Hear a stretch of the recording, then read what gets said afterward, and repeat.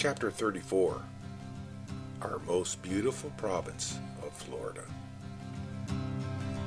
It was March break, 1972, and our family was preparing for a getaway of a lifetime.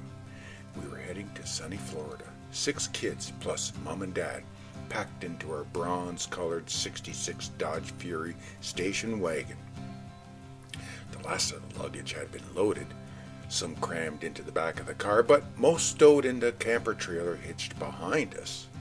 That camper would serve as our home away from home for the next 2 weeks. I was 16, newly licensed, and eager to get behind the wheel. Mom didn't drive, so I had been appointed to share the driving duties with Dad.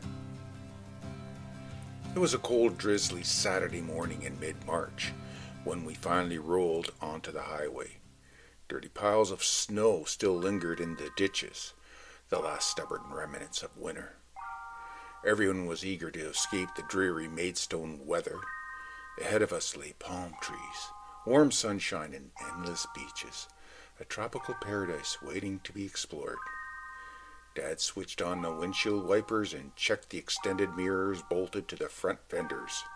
Preparing for the first leg of the journey, crossing the Ambassador Bridge into Detroit, Mom, ever the worrier, turned for our final head count.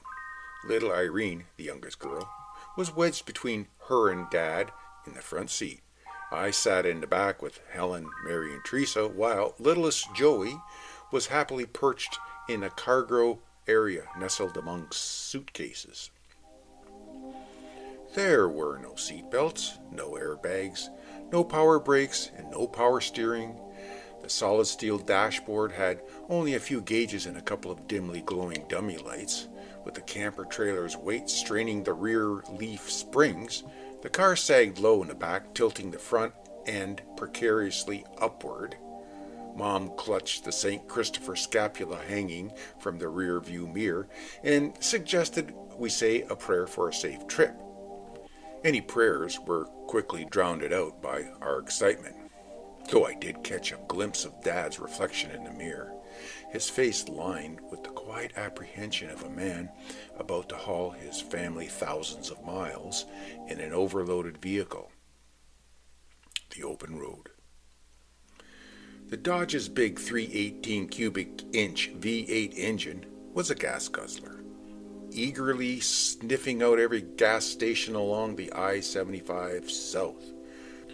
Fortunately, at 25 cents a gallon, gas was cheap, though I did notice that the American gallon was annoyingly smaller than that of its Canadian counterpart.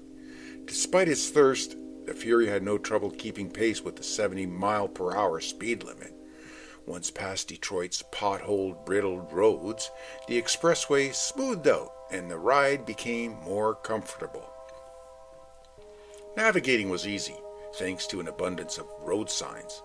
Unlike in Canada, American highways are cluttered with towering billboards advertising everything from motels to tourist traps. Scattered among them were political signs and bumper stickers condemning President Nixon, whose administration was on the brink of a collapse under the weight of the Watergate scandal. Cape Canaveral and Disney World. Our trip coincided with the Apollo space program.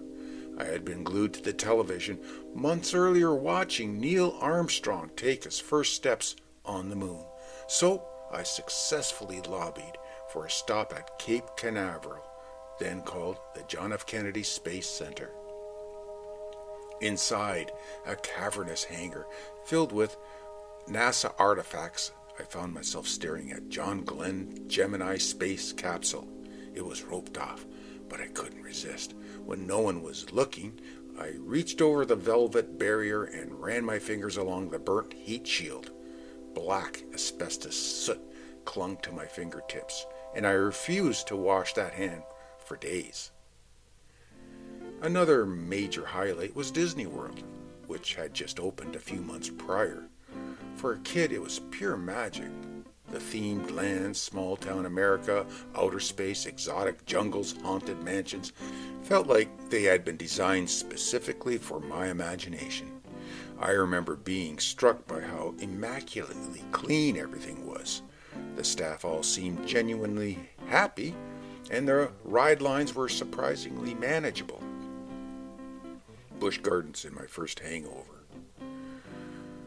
One of our other stops was Busch Gardens, an African-themed amusement park with sprawling botanical gardens and a world-class zoo.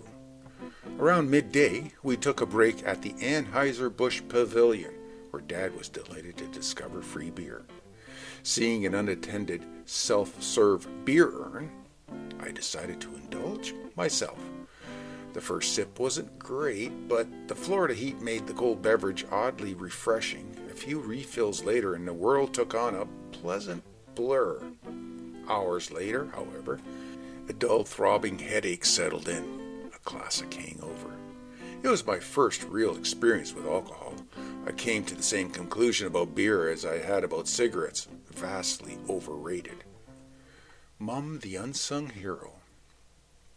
While the trip was an adventure for the rest of us, I don't think it was much of a vacation for Mum. She spent most of her time in the cramped confines of the camper's tiny kitchen, preparing meals on a miniature stove and washing dishes in a sink barely big enough for a single plate. Despite the chaos, she remained impossibly organized. She cooked, did laundry at the campground laundromats, kept everyone in line, and somehow managed to keep Joey, who viewed mischief as his birthright, from running completely amok. The journey home. On the way back, we decided to haul several sacks of navel oranges home with us, stuff them wherever space allowed. The extra weight made the overloaded Dodge sag even lower.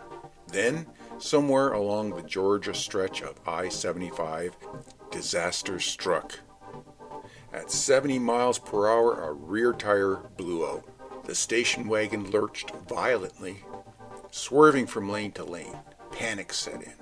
The speed limit might have been 70, but traffic was moving even faster. With no power brakes, no power steering, and a camper trailer fishtailing behind us, we were one sharp movement away from catastrophe. But Dad held steady, slowly, carefully. He wrestled the car towards the shoulder and brought us to a safe stop. Mom immediately crossed herself and attributed our survival to St. Christopher. The tire was shredded beyond repair, but we had a spare tire. We made it through, and after an uneasy roadside delay, we resumed our long trek home, minus one tire, but with plenty of memories.